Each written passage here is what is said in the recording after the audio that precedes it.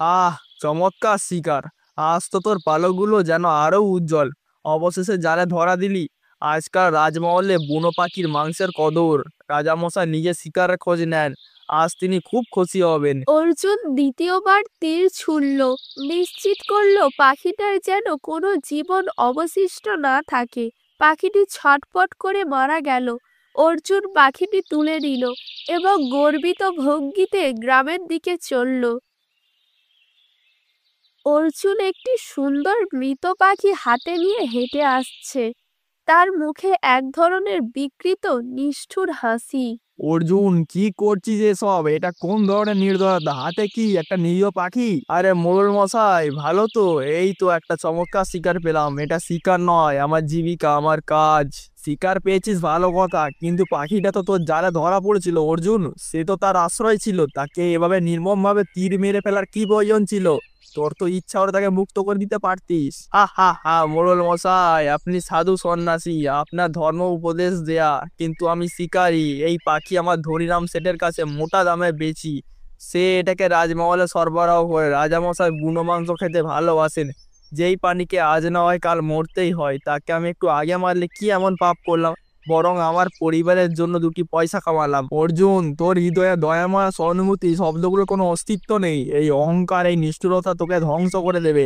শিকার করা তোর পেশা হতে পারে, কিন্তু প্রাণের প্রতি একটুকু সম্মান নেই। পশু ও তার মানবের মধ্যে পার্থক্যটা কি রইলো তবে? দয়া, মোড়ল মশাই, আমি শিকারী, আমি বৈরাগী নয়। আমার কাছে দয়া আশা করবেন না। জঙ্গলের পশু পাখি জম হলাম আমি। এই জঙ্গল আমার কাছে শুধু মাংস আর চামড়ার ভান্ডার। তোর এই কথাগুলো মনে রাখিস অর্জুন। প্রকৃতি কারো ঋণ বাকি রাখে না। এর চরম মূল্য তোকে একদিন নিতেই হবে, এবং তা হবে অত্যন্ত কঠিন। অর্জুন মোড়লকে গ্রাহ্য না করে গর্বিত ভঙ্গিতে ধনির বাড়ির দিকে এগিয়ে গেল। মোড়ল চিন্তিত ও ভারাক্রান্ত মুখে দাঁড়িয়ে রইলেন। শেঠজি, আজকে শিকার একদম তাজা। দেখুন তো কেমন দুটি। মহারাজ খুশি হবেন নিশ্চিত। আহা অর্জুন, তুই তো একেবারে সময় মতো এসেছিস। মহারাজ কালই লোক পাঠিয়েছিলেন, বলছিলেন তার জিভে নাকি অনেকদিন ধরে বুনো পাখির মাংসের স্বাদ লাগছে না। বাহ, তোর ভাগ্য ভালো, মহারাজ খুশি হবেন, আর তোরও ভালো দাম মিলবে। আজ তোকে দুটো মোহর বেশি দেবো। ধনিরাম খুশি মনে অর্জুনকে কয়েকটি সোনার মোহর দিল। অর্জুন হাসি মুখে সেগুলো নিয়ে ঘরে ফিরল। ঘরে স্ত্রী রাধা আর মেয়ে চম্পা ছিল। রাধা উনুন জ্বালাতে ব্যস্ত। নাও রাধা, আজ খুব ভালো রোজগার হয়েছে। আজ ভালো খাবার হবে।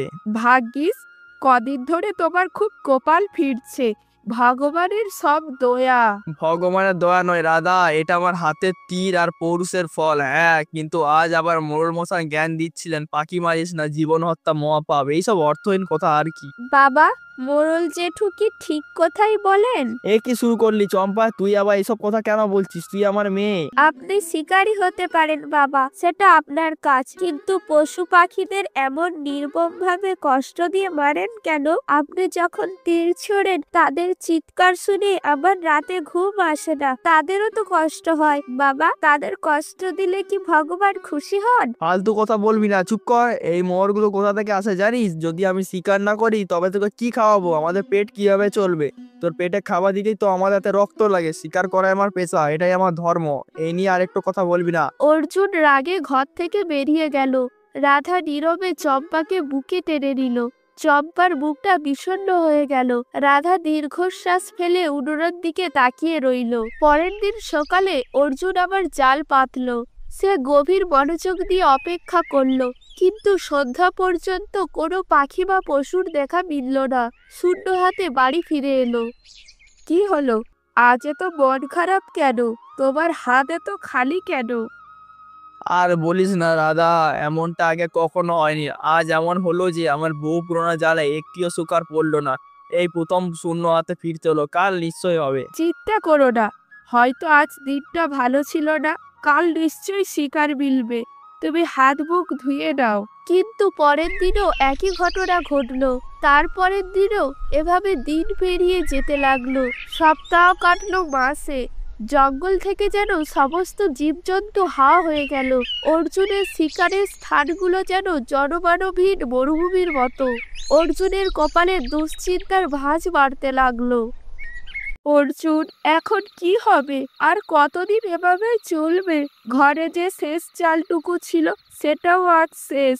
চম্পা সকালেই খাবারের জন্য কেঁদেছে। এভাবে চলতে থাকলে আমাদের ঘর তো একেবারে শূন্য হয়ে যাবে।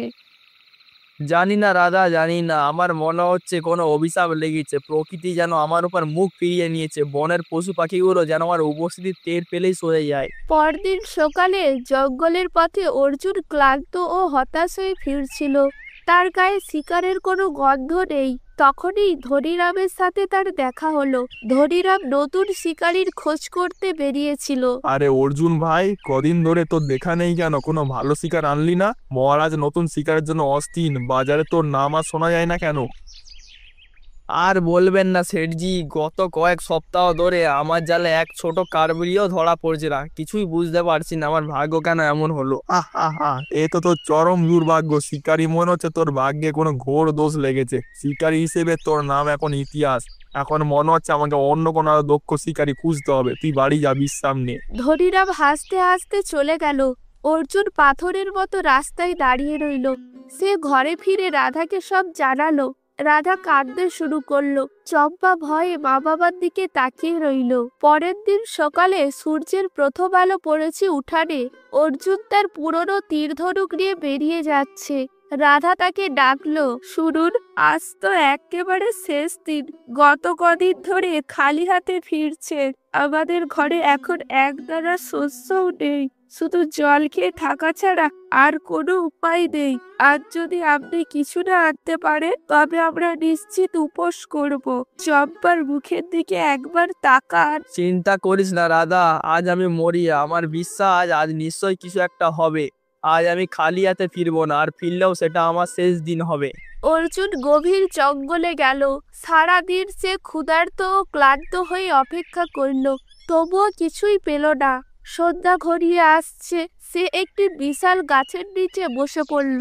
হে ভগবান, কি করবো এখন? রাধা চম্পা আমার পথ চেয়ে বসে আছে, তারা আজ না খেয়ে থাকবে।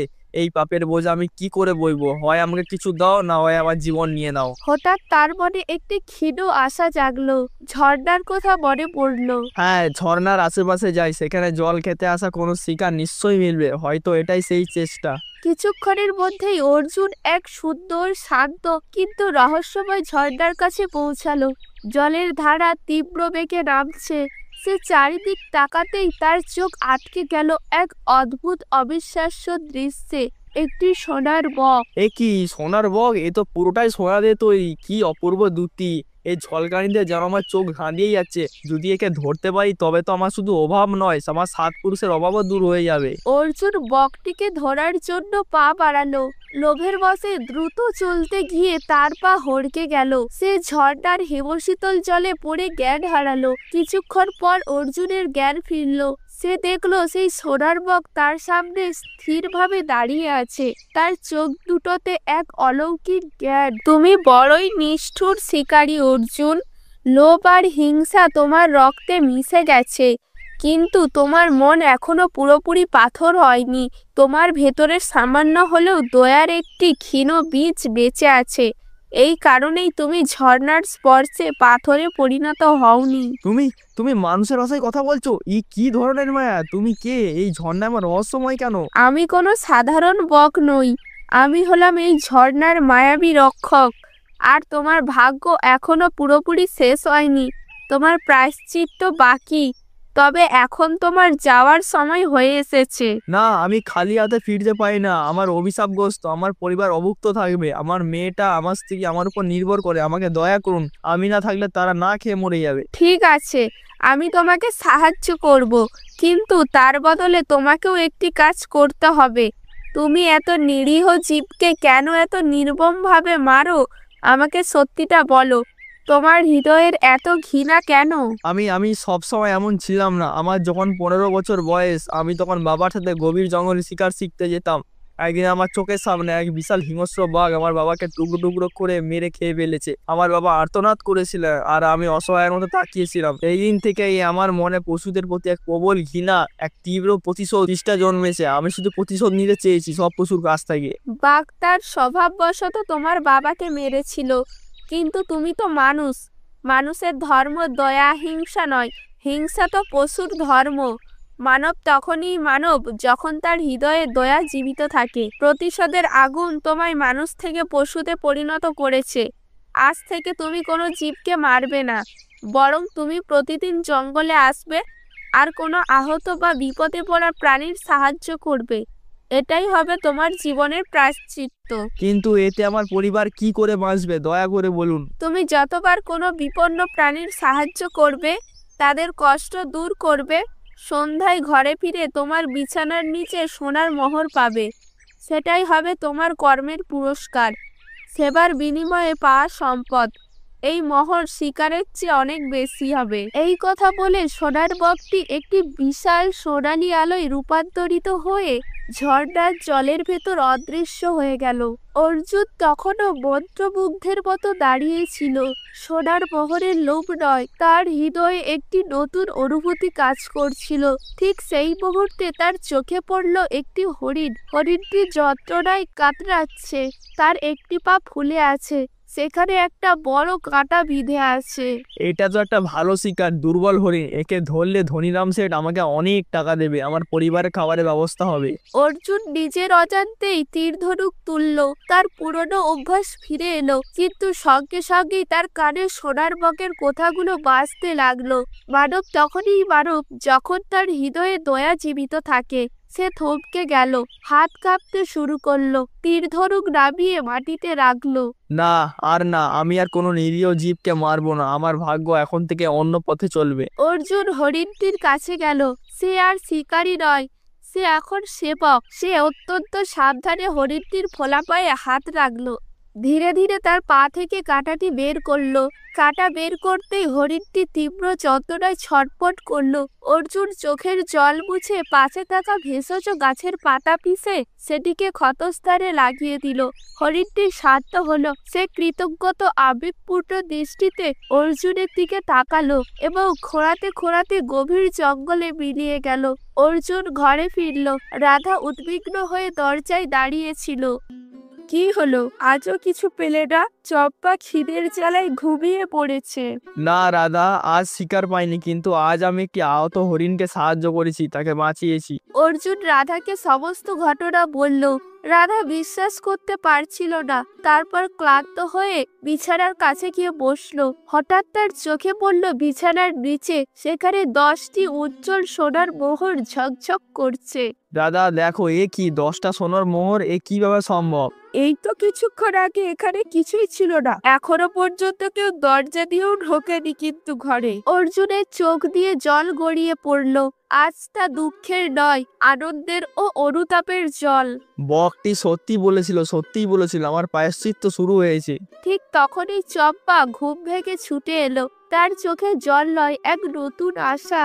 বাবা, কথা দাও, আর কখনো তুমি পশু পাখি মারবে না। তুমি এখন আমাদের কাছে শিকারী নাও, তুমি আমাদের রক্ষক। আমি প্রতিজ্ঞা করছি চম্পা, আমি প্রতিজ্ঞা করছি রাধা, আমি আর কখনো কোনো নিরীহ প্রাণীকে ক্ষতি করব না। কাল থেকে আমি শিকারী হিসেবে নয়, বনের প্রাণী সেবক হিসেবে জঙ্গলে যাব। এরপর থেকে অর্জুন রোজ জঙ্গলে যেত এবং বিপন্ন প্রাণীর সেবা করত। সে একনিষ্ঠভাবে তার প্রায়শ্চিত্ত চালিয়ে গেল। রোজ রাতে তার বিছানার নিচে সোনার মোহর মিলত। কয়েক বছরের মধ্যেই অর্জুন গ্রামের সবচেয়ে ধনী এবং সম্মানিত ব্যক্তি হয়ে উঠল। সে শিকার ছেড়ে ফলের ব্যবসা শুরু করলো এবং তার সততার জন্য সকলের কাছে প্রিয় হয়ে উঠল। আরে অর্জুন, তুই তো শিকারী ছিলি, এখন ফলের ব্যবসা করছিস। তোর এই আশ্চর্য মানসিক পরিবর্তন দেখে আমার মন ভরে গেল। তুই সত্যি ভাগ্যের শিকারী। মোড়ল মশাই, এখন শুধু মানুষের সেবা আর জীবজন্তুর প্রতি দয়াই আমার ধর্ম। আমি আমার পাপের প্রায়শ্চিত্ত করছি। অর্জুনের সাফল্য ধনীরামকে ঘুমাতে দিল না। সে ঈর্ষান্বিত হয়ে একদিন অর্জুনের কাছে গেল। তার চোখে তীব্র লোভ। অর্জুন, এটা কেমন অলৌকিক ব্যাপার? তুই শিকার ছেড়ে অত উন্নতি করছিস। তোর কি কোনো গুপ্তধন হাত লেগেছে? কোনো গোপন ধন তোর হাতে এসেছে? খুলে বল। সেঠজি, আমি সম্মানিত ব্যক্তি, আমি আমার কাছে কোনো কথা লুকাবো না। ও, তাহলে ওটা ছিল মায়াবী সোনার বক। এ কি, তুই তাকে ধরিসনি কেন? যদি আমি ওকে ধরতে পারি তবে আমি তো সারা বিশ্বের সবচেয়ে ধনী হয়ে যাব। আর দেরি নয়, অর্জুন তো বোকা ছিল, তাই ওকে ছেড়ে এসেছিল। আমি এমন ভুল করব না। পরের দিন ধনীরাম লোভের তাড়নায় জাল নিয়ে ঝর্ণার দিকে গেল। সে দেখলো সেই সোনার বকটি ঝর্ণার পাড়ে হেঁটে বেড়াচ্ছে। ধনীরাম বকটিকে জালে ধরার জন্য পা বাড়ালো, কিন্তু তার পা হড়কে গেল এবং সে ঝর্ণার হিমশীতল জলে পড়ে গেল। উফ, কি হচ্ছে আমার শরীর? এটা তো ধীরে ধীরে পাথর হয়ে যাচ্ছে। লোভী মানুষ, তোর মন শুধুই লালসা, হিংসা আর ঈর্ষায় ভরা। তোর হৃদয়ের গভীর থেকে দয়া মায়া সব বিলীন হয়ে গেছে। যার হৃদয়ে দয়ার স্থান নেই, সে মানুষ থাকতে পারে না। তুই এখন এই লোভের প্রতিমূর্তি হয়ে পাথর হয়ে থাকবি। পরের মুহূর্তেই ধনীরামের দেহ সম্পূর্ণভাবে একটি পাথরের মূর্তিতে পরিণত হলো। তার মুখের লালসার কুৎসিত ছাপ পাথরে চিরকালের জন্য জমে রইল। অর্জুন, আমার স্বামী ঝর্ণার দিকে গিয়েছিলেন, এখনো পর্যন্ত ফেরেননি। নিশ্চয় কোনো বিপদ হয়েছে। তুমি দয়া করে আমাকে সাহায্য করো। তোমার সাহায্য ছাড়া আমার আর কোনো কিছু করার নেই। অর্জুন তার কথা শুনে দ্রুত ঝর্ণার দিকে গেল। ধনীরামের স্ত্রীকে সঙ্গে নিয়ে সেখানে চাঁদের আলোয় সে দেখতে পেল ধনীরামের পাথরের মূর্তি ঝর্ণার পাড়ে দাঁড়িয়ে আছে। হে ভগবান, সেট জিয়ে কি হলো? ঠিক তখনই বহু রঙের আলোয় ঝলমল করে সোনার বকটি আবির্ভূত হলো। সে এখন বকের রূপে নয়, একটি মায়াবী রূপে দাঁড়িয়ে আছে। তার হাতে এক স্বর্গীয় দণ্ড। এই লোভী ব্যক্তি আমাকে বন্দি করতে এসেছিল। এই ঝর্ণা মায়াবী আর আমি এর রক্ষক। ওর সীমাহীন লালসার শাস্তি হয়েছে। আমি আপনার কাছে ভিক্ষা চাই। আমার স্বামীর দোষ ক্ষমা করুন। দয়া করে তাকে ফিরিয়ে দিন। আমি চিরকাল আপনার দাসী হয়ে থাকব। অর্জুন, তোমার এই দয়া, এই আত্মত্যাগ অলৌকিক। তুমি আজ সত্যি নিষ্পাপ। তোমার প্রায়শ্চিত্ত পূর্ণ হয়েছে। তোমার দয়ার শক্তিতেই আজ অলৌকিকতা ঘটবে। মায়াবীর শরীর থেকে রঙিন রশ্মি ধনীরামের পাথরের মূর্তির ওপর পড়ল। সঙ্গে সঙ্গেই ধনীরামের দেহের কঠিন আবরণ ভেঙে গেল। সে নিজের আসল রূপে ফিরে এলো। আমি এই ঝর্ণার রাজ্যের রক্ষক। আমি বকের রূপ ধারণ করে মানুষের পরীক্ষা নিই। তোমার ভেতরের দয়ার বীজ আছে মহীরুহ হয়েছে। অর্জুন, তুমি নিজের মনকে জয় করেছো। তাই আজ তুমি আসল ভাগ্যবান শিকারী। আমি প্রতিজ্ঞা করছি, আমি আমার জীবন থাকা পর্যন্ত শুধু সেবা আর দয়ার পথেই থাকবো। তাই হোক অর্জুন, তুমি যতদিন বাঁচবে তোমার প্রতিটি সেবার পর আশীর্বাদ এবং সোনার মোহর পেতে থাকবে। তোমার পরিবার চিরকাল সুখে থাকবে, এটাই আমার প্রতিশ্রুতি। এই বলে মায়াবী রঙিন আভায় বিলীন হয়ে গেল। অর্জুন, ধনীরাম ও তার স্ত্রী সেখানে দাঁড়িয়ে রইল। তাদের চোখে ভক্তি, শ্রদ্ধা আর প্রায়শ্চিত্তের চিহ্ন। ধনীরাম তার লোভের জন্য অনুতপ্ত হলো,